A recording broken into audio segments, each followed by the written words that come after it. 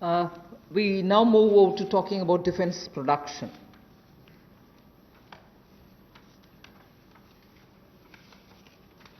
Make in India and self-reliance have now, as I said, become a partner in the sense of for self-reliance, Make in India is absolutely necessary. And particularly when you're talking about critical industries like defense, we need to be self-reliant where we really can be. Of course, armed forces require best of equipments. They need some of the latest technology driven equipments. Some high-tech equipments are required which have to be imported. They can be imported. And it continues. We are seeing very good latest weaponry coming also. But some of those which are being produced in India can be bought in India, and therefore we have now come to a conclusion that we shall notify. This is done with the consultation with the Department of Military Affairs. We shall notify a list of weapons and platforms which shall be not allowed for import, but we shall have them bought from India. So the import of this listed set of equipments shall not be allowed. They shall be banned. And every year this list will be increased because more capacities which come to be recognized, which meet the standards, which meet the defense standards, will be obtained from India. As they say, the defense is general staff qualitative requirements, the GSQRs for weapons and platforms will all be honored, but those list of items which get notified can only be purchased from India.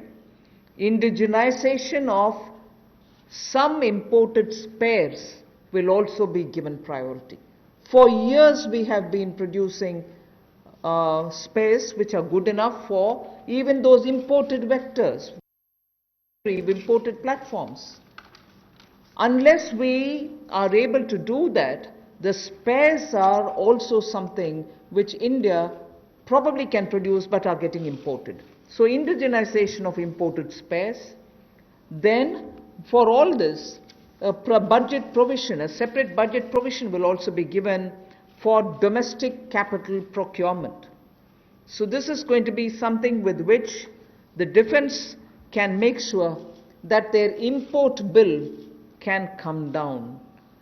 This is done in consultation with the Department of Military Affairs, and this will be an important step towards making sure that Indian producers of defense equipments which are absolutely meeting with the standards which the armed forces would want will be purchased from India.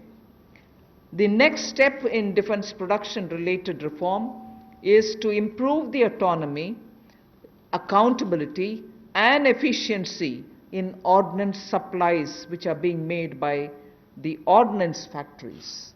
And for this, we intend to corporatize ordnance factory boards. I like to emphasize here, corporatization is not privatization. It doesn't mean that the ordnance factory boards are going to be privatized. No, they're not being privatized. But corporatized they will be. We want them to be better managed. We also eventually hope that they will get listed in the stock market. Ordinary Indian citizens can also buy shares in them, and through that we expect that the ordnance factory boards and their processes, decision making, output, performance, all of them will be transparent for the Indian citizens. So ordnance factory boards will be corporatized, not privatized. I want to underline that, and I want media friends to please differentiate between corporatization and privatization. The next set of things about defense production is that FDI limits are being raised from 49% to 74%.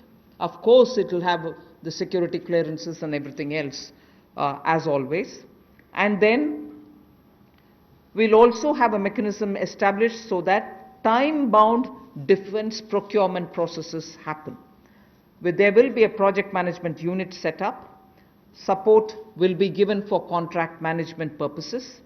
Then we are, as I said earlier, a realistic setting for the general staff qualitative requirements, the GSQRs as they are known, of weapons and platforms will be made, because sometimes unrealistic quality requirements are established and quite a lot of time is spent in searching for suppliers who will meet all those requirements. You end up with just one supplier, and just buying it from one supplier is not permitted, and then you do the entire circle all over again. So realistic setting of qualitative requirements is something on which we'll place emphasis, and above all, overhauling of the trial and testing processes. Yes, we understand India is a country which has different climatic and geospatial requirements, tropical, coastal, Himalayan, high altitude and everything else, but we still need to be far more efficient in trial and testing of procedures. The next three relate to civil aviation. I'll be fairly speedy about them. One relates to airspace management. The next relates to PPP and airports which are being given for management and maintenance. Then MRO hub. The three are put together relating to civil aviation. The first is the airspace management. Just to give you a background, only about 60% of the Indian airspace is freely available. And that's because airspace is fairly restricted for its use for civil purposes and defense purposes. This means that all these years, all these decades, we have been flying to some most destinations, not through the shortest route, but slightly longer routes, which means you're having more time in the air. This actually has to be rationalized. Optimum utilization of airspace is best, because after all, the fuel spent is also something which we import. Huge bill goes for that. Finally, the customer ends up paying more price for the flying, and for pilots it's a extra hour of flying or half an hour of flying. Above all, if we are able to optimally utilize the airspace and reach quickly, every one of our time is saved, and therefore now rationalization is going to happen. We will be able to get to our destination at the shortest possible time, thus saving travel time, thus saving fuel, thus saving also the pilot's flying time. This is an environment-friendly step, but having very big implication on India's fuel importable, and also for civil aviation, which in India has biggest potential in growth. Civil aviation is up for a big leap. So the airspace availability through which the flying time is influenced is going to be better. That is one. The second that I'd like to tell you about is 6 more airports are for auction, and the Airports Authority of India shall do it on public-private basis, PPP basis. Additional investments also are likely to happen by private players in about 12 airports, which they are already holding, for better world-class facilities to be brought in. So majorly, airports in India will become far more with better facility and customer experience. This has financial implications to the extent not so much for the budget, but the AAI, the Airports Authority of India, will get a down payment of 2,300 crores, and also the first and second rounds of investments are expected to get 13,000 crores. So this is one step which will at a time increase better facilities and also make our airports a lot more worthy experience for the passengers. The third in this, because it's all pertain to civil aviation, is making India an MRO hub.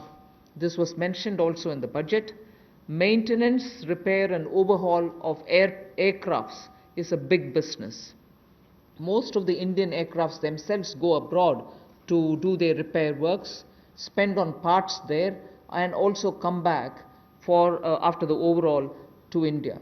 But maintenance and repair and overall, India has all the capacities, manpower skills required, soft skills required, and also India can then be the center for many of the flights which go towards Southeast Asia, long distance to Australia, similarly westwards also. If we make sure that MRO's ecosystem is created in India, for which the tax regime has already been altered so that it favors setting up MRO in India. This is a major step that we want to make sure that India benefits from. And in this, not just civil aircrafts, but also defense aircrafts can also be benefiting from the MRO, which if we make India as a huge hub. Maintenance cost for all airlines will come down, and that again will have a ripple effect on the passengers. The travelers can probably pay less after that. So these are three put together reforms for the civil aviation sector.